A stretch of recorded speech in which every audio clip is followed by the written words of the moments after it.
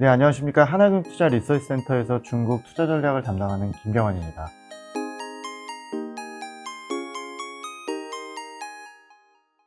오늘은 그 3분기 중국 전망 말씀드리도록 하겠습니다. 시간 관계상 요약으로 바로 들어가면서 말씀을 좀 드리도록 하겠습니다. 일단 저희 이 페이지에 이번 3분기 전망 자료는 아무래도 7월 달이 중국의 당 창당 100주년 행사가 있었기 때문에 그 행사 자체의 의미보다는 행사 이후에 어떤 전략들이 나오는지 정책들이 좀 쏟아질 거기 때문에 정책 중심으로 해서 주도주 얘기를 좀 드리려고 하고요.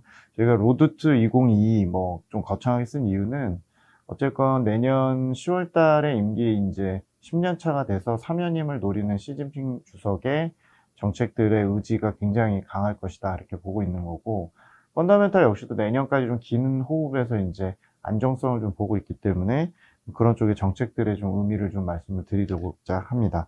일단 이번에 7월 1일에 그 창당 행사 있었고, 창당 행사 관련해서 지금 아주 길게 말씀드릴 생각은 전혀 없고요. 결국에 중국 증시 어떤 걸 이제 받아들이냐가 중요할 것 같은데, 저는 이제 중국 정부가 항상 그랬지만 정책이 가장 주도주 결정에 중요한 역할을 하지만 지금 당의 장악력이나 리더십, 여러 가지 이제 시장 통제 의지가 역대급이기 때문에 더더욱이 정책에 대한 해석이 굉장히 중요해졌다고 생각을 하고요.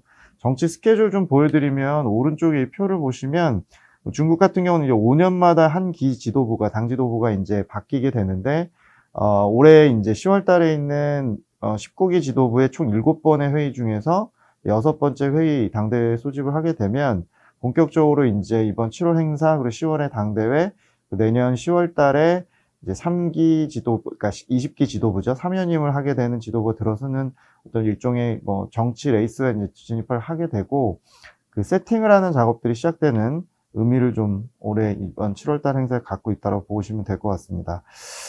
최근에 이제 중국 쪽에서 좀 주목하실 정책들과 메시지를 좀 보시면, 일단 첫 번째는 이번 당 행사에서 아무래도 중국 당이 이제 자랑을 한 거는 샤오캉 사회라고 해서 등소평이 제시했던 일단 먹고 잘 사는 사회를 이룩하는 거에 대해서 성공을 했다.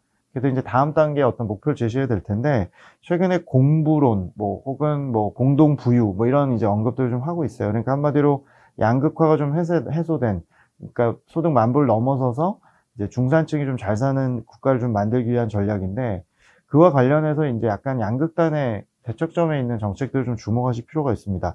대표적으로 제가 지수 흐름을 좀 보여드리면, 이 왼쪽에 중국의 항생테크 지수, 최근에 조정을 좀 많이 받았습니다. 빅테크나 이런 쪽에서 반독점 규제나 사교육 규제 이런 것들 때문에 항생테크 지수는 굉장히 부진한 반면에, 본토에 이제 최근에 생긴 상해 과창판이라는 과학혁신보드 50 종목 지수 보면은 3월 이후에 굉장히 차별화되는 모습입니다. 여기에 들어간 종목들은 반도체라든지 바이오나 헬스케어 이런 것들이 많죠.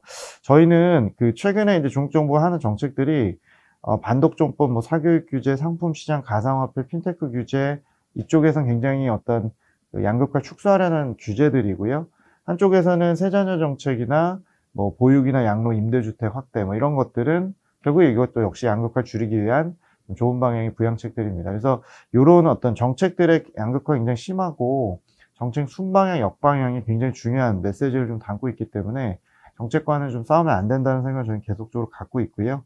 그리고 이번에 이제 정책들이 당 행사 직후부터 해서 지금 쏟아지는 것 중에 하나는 기술 자립을 위한 공급망 구축과 수직 계열화를 위한 전략들인데요.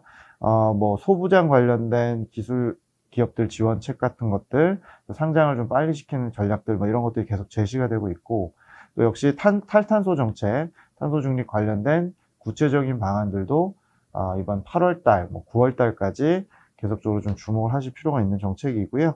그리고 맨날 얘기를 하고 있는 금융시장이나 지역경제 개방, 개혁 개방 관련된 정책들인데, 금융시장 같은 경우는 좀 쌍방향 개방을 좀 주목하실 필요가 있습니다. 강구통이라고 얘기하는 본토 투자자들의 이제 홍콩 주식 매입 이런 것들이 좀 더 확대가 돼서 런던이나 한국이나 일본 쪽까지 나와서 펀드라든지 상품 쪽에 투자할 수 있는 방안들을 확대할 수도 있고요. 기본적으로 채권시장 개방이라든지 하이난이나 이런 일부 지역들의 개방 조치들도 주목하실 필요가 있습니다. 결국에는 중국 증시 관점에서 시사점이 중요할 것 같은데, 첫 번째 시사점, 아까도 말씀을 좀 드렸지만 특히나 지금 구간은 정책의 방향성을 가격보다 먼저 고려해야 된다. 예를 들면 빅테크 관련 주식들이나 항생테크 지수가 좀 많이 빠졌다고 해서 가격에 대한 메리트를 가지고 들어가는 쪽은 저는 조금 정책에 대해서 조금 부담감이 있지 않나 생각을 좀 하고 있습니다. 그래서 중국 쪽에서 이번 7월 행사부터 해서 10월 달 그 당대회가 있는 시점까지 놓고 보면 정책의 좀 순방향의 쪽을 찾아야 된다라고 생각을 계속 하고 있고요. 계속 강조해드리고 있는 중국의 제조 캐펙스나 반도체나 소부장 기업들 지원하는 육성체계 정책들을 수혜받는 제조 기업들, 또 탈탄소 밸류체인, 소비 고도화 관련해서 좀 더 세부화된 인구 정책 변동과 뭐 국산 관련된 이런 애국주의 관련 마케팅 관련 소비재들 이런 쪽에 계속 주목을 좀 하셔야 된다고 생각하고 있고, 빅테크나 교육, 뭐 중국 쪽에서 지금 규제가 좀 많이 나오는 쪽에서는 조금 개별 종목 대응이 필요하지 않나, 좀 더 긴 호흡으로 보셔야 된다. 그리고 두 번째는 결국에 중국의 성장 산업은 정책이 키우는 산업 방향일 것이고요.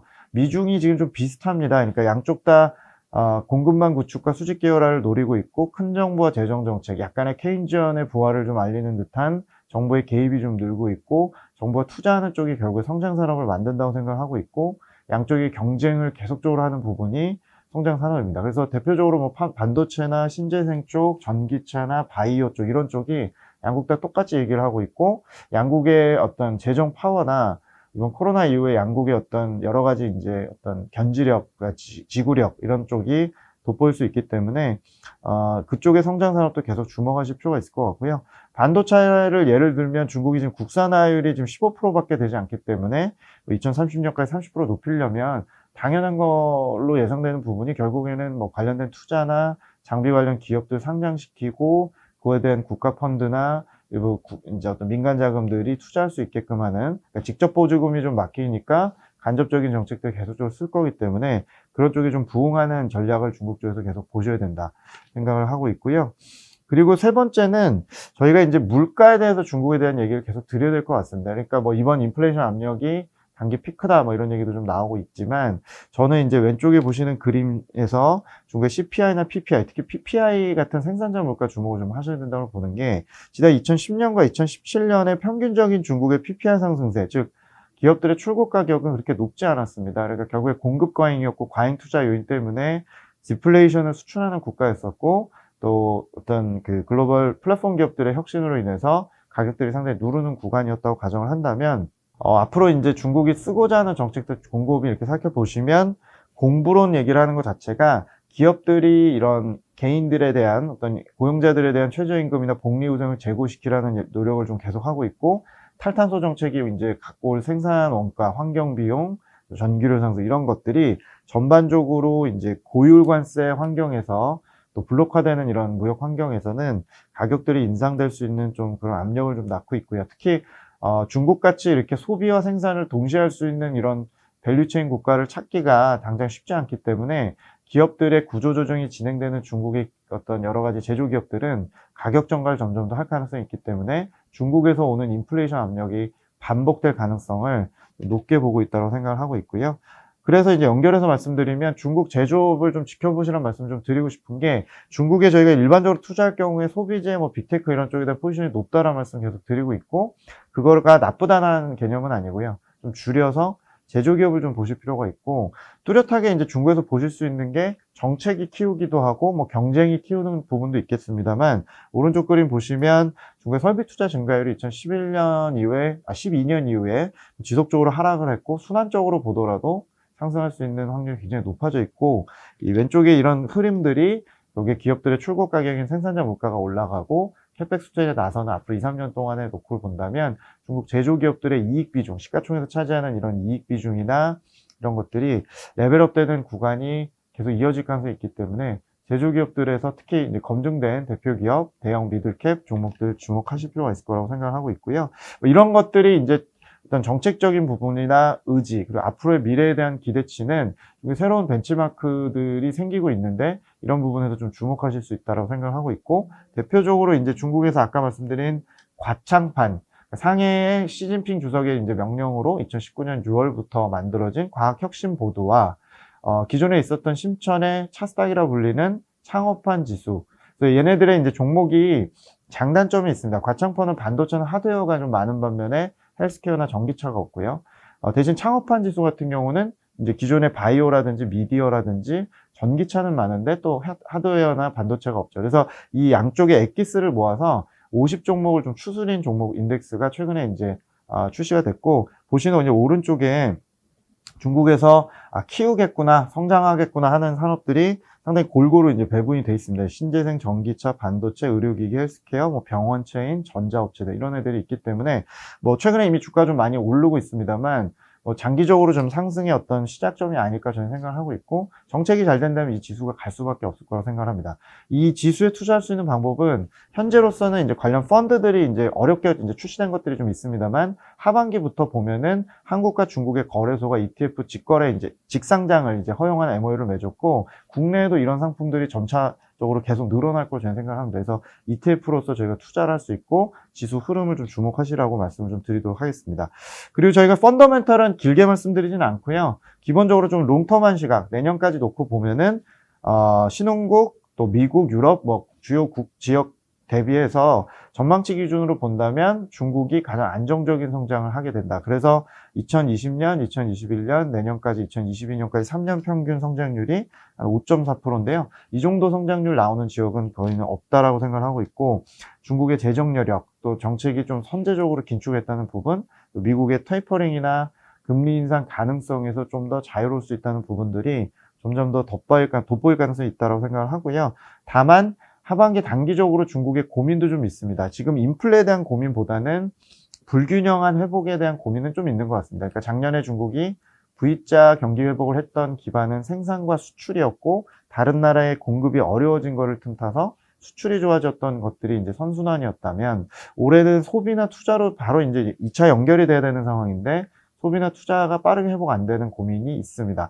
이게 다른 나라보다 고민이 좀 빠른 중국을 바라보는 뭐 유로존 미국을 봤을 때도 앞으로 고민할 수 있는 부분이라고 생각을 하고 있고요. 또 생산에 대해서는 저희가 3분기에 PMI, 생산, 수출 이런 데이터들이 왼쪽 그림 보시면 중국의 이제 글로벌 수출에서 차지하는 중국 수출의 MS 비중이 내려가면서 생산이나 수출 증가율 이런 것들이 둔화될 가능성, 그리고 전력난이라든지 원자재 가격 상승으로 인한 여전한 흑폭풍들이 생산 쪽에 좀 쇼크를 만들 수 있기 때문에, 물론 이제 제조기업을 살 수 있는 기회로도 좀 삼으시면 되겠지만 앞으로 7, 8월 달에 조금 이제 생산 쇼크에 대한 부분은 좀 우려를 하고요.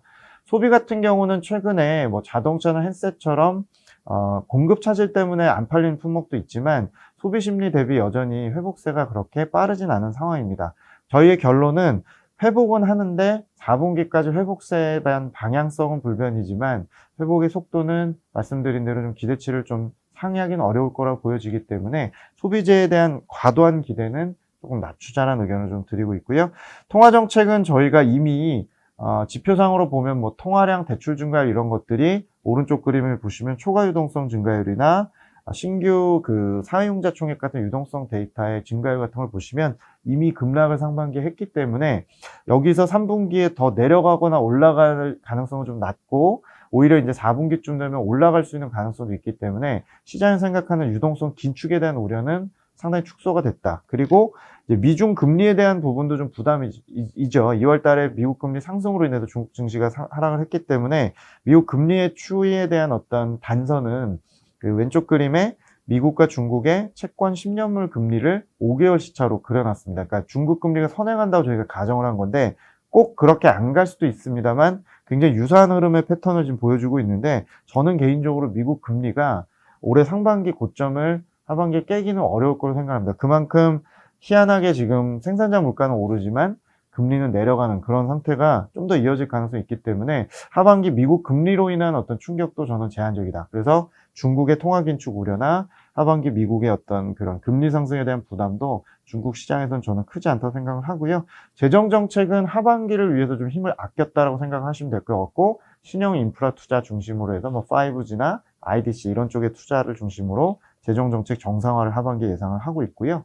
환율은 저희는 중국 정부의 마음은 추가적인 평가 절상을 원하지는 않고 있다. 왜냐하면 인플레이션을 환율로 잡겠다는 생각은 없다라고 말씀드리고 있어서 3분기에 중국 정부의 의도를 본다면 추가적인 절상보다는 뭐 절하 압력 혹은 박스권으로 볼 수는 있는데, 본연의 펀더멘탈, 다른 나라 통화 대비 강도, 또 수급 여러 가지를 봤을 때는 여전히 강세로 가고자 하는 힘은 강하다라는 생각을 좀 갖고 있어서 기본적으로 4분기와 내년 상반기까지는 위안화는 최소 소폭의 절상 가능성 이상을 저희는 예상을 좀 하고 있기 때문에 지금 위안화 조정을 받을 때 위안화 관련 평가 자산이나 위안화 관련 주식 채권 투자는 좀 좋은 기회라고 생각을 갖고 있고요.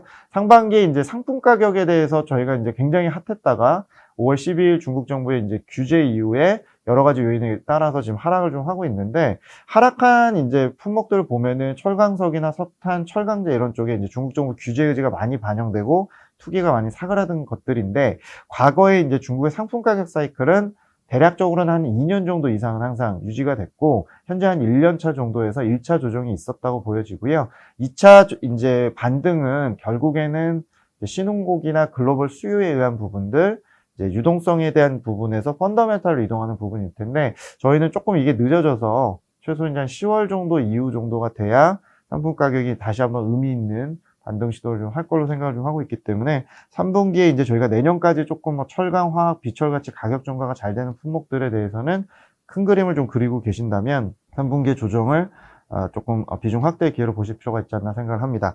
마지막 1, 2분 동안 저희가 이제 주도주와 지수 전망을 하고 마치도록 하겠습니다. 일단 주도주에 대한 생각 앞서 너무 많이 말씀을 드렸기 때문에 캐펙스 관련해서 보셔야 된다. 중국 제조기업들은 투자를 안 했던 기간도 길었고 정책의 지원도 기대되기 때문에 그런 징후들이 너무나 뚜렷하다. 그래서 보시는 이제 21페이지 오른쪽 상단의 그림을 보시면 제조기업들이 대출하고자 하는 수요 혹은 투자하고자 하는 의향, 또 일본에서 들여오는 수입, 이런 기계 관련된 프락시 지표들의 반등이 너무너무 뚜렷하고 2분기 정도의 기준으로 저희가 보면은 캐펙스를 투자하고자 하는 상위 기업들의 이제 업종들을 보시면은 대략적으로 이런 뭐 전기차나 전기설비 같은 섹터, 전자 반도체 부품 장비, 또 제약이나 일부 화학이나 비철, 철강 같은 대표 기업들이 캐펙스 의향이 너무 강하기 때문에 캐펙스 관련 기업들을 계속적으로 내년까지 투자 확대해야 된다고 저희는 생각하고 있고, 재정정책 강화의 수혜는 이제 과거의 전통 인프라가 아니라 신형 인프라 관련해서 그동안 부진했던 5G나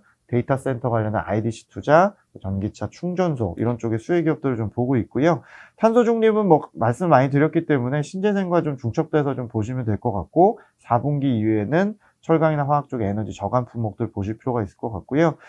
긴 그림에서 이제 저희가 3분기 이후부터는 생산이 이제 둔화될 수 있기 때문에 생산 측면에서 가격 쪽을 보시는 게 아니라 물량이 좀 많이 늘어난 품목들을 보실 필요가 있는데, 이것도 캐펙스 관련 분야 되게 유사합니다. 전기차나 배터리, 반도체 장비, 자동화 설비, 또 친환경 설비나 태양광, 화섬, 펄프 이런 쪽의 이제 품목들이 저희가 코로나 이후에 완전히 레벨업된 애들로 보고 있기 때문에 캐펙스와 좀 중첩해서 좀 아이디어를 얻으시면 되지 않을까 생각을 좀 하고 있고요. 마지막으로 이제 중국 증시 관련해서는 저희가 이제 자료 27페이지에 좀 있습니다. 저희는 2020년 팬데믹 이후에, 코로나 이후에 중국 증시가 한 3차례 정도 지금 반등을 하고 있는데, 이제 항상 로테이션이라는 게 있어서 채권의 강세, 즉 금리 하락 이후에 주식 강세, 상품 가격 강세 이렇게 이어지는 로테이션 한 묶음을 본다면 작년에 2차례 정도 있어서 올해 2월 달에 2차 랠리가 끝났고, 3차 로테이션, 즉 채권 강세와 주식으로 이어지는 강세는 4월 후반부터 금리가 이제 하락을 했고, 그 다음에 주식이 이제 강세로 가는 세 번째 반등을 시작을 했습니다. 다만 이 반등은 과거에 이제 유동성 기반의 V자 반등이 아니기 때문에 분명히 이제 등락을 거듭하면서 좀 길게 늘어지는 패턴의 반등이라고 저희는 생각을 하고 있고, 내년까지 이제 경기 안전성이나 정책의 여력들이나 선제적으로 통화 긴축을 반영했던 측면에서는 지수 하락이 추세 하락 쪽이나 이런 쪽에 걱정은 전혀 없습니다. 상승 시도는 하겠지만 좀 변동성이 높아질 수 있는 구간을 좀 보고 있고요. 저희 생각엔 3분기는 중국의 중소형 지수나 성장주가 좀 더 유리하다. 그래서 중소형 지수라면 아까 말씀드린 뭐 과창판이나 창업판 같은 차이넥스트 지수 같은 게 조금 더 우위에 있다고 보고요.